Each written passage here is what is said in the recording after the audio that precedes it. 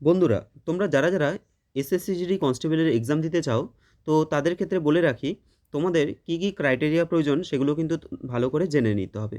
প্রথমত তোমাদের form fill up কবে শুরু হচ্ছে? ফর্ম ফিল আপ শুরু হচ্ছে কিন্তু 1 ডিসেম্বর 2025 থেকে, এবং লাস্ট ডেট হলো 31শে ডিসেম্বর।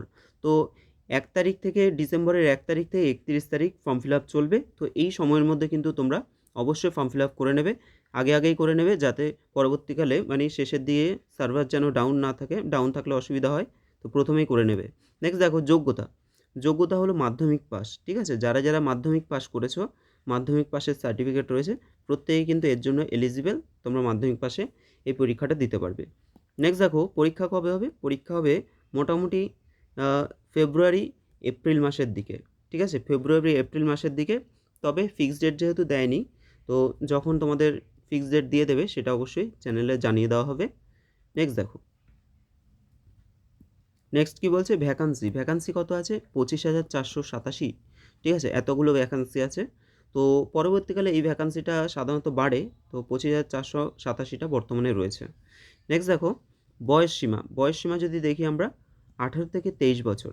তো যাদের বয়স 18 থেকে 23 বছরের মধ্যে রয়েছে, তারা কিন্তু এই পরীক্ষাটা দিতে পারবে।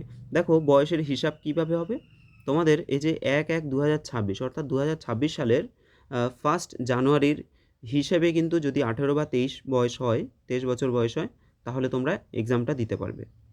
আচ্ছা, আরেকটা ব্যাপার হলো, এখানে কি বলছে দেখো, এই যে ডেটটা দেওয়া আছে 2003 সালের 2রা জানুয়ারি থেকে 2008 সালে 1 জানুয়ারি, এই এই বয়সের মধ্যে যাদের ডেট অফ বার্থ এর মধ্যে পড়ছে, তারা কিন্তু প্রত্যেকে এলিজিবল, ঠিক আছে?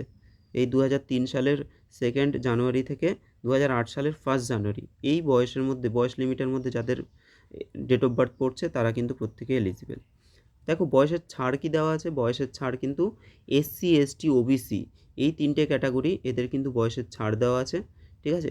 এসসি, এসটি তাদের হলো বয়সের ছাড় হলো 5 বছর, আর ওবিসির ক্ষেত্রে বয়সের ছাড় হলো 3 বছর। ওকে?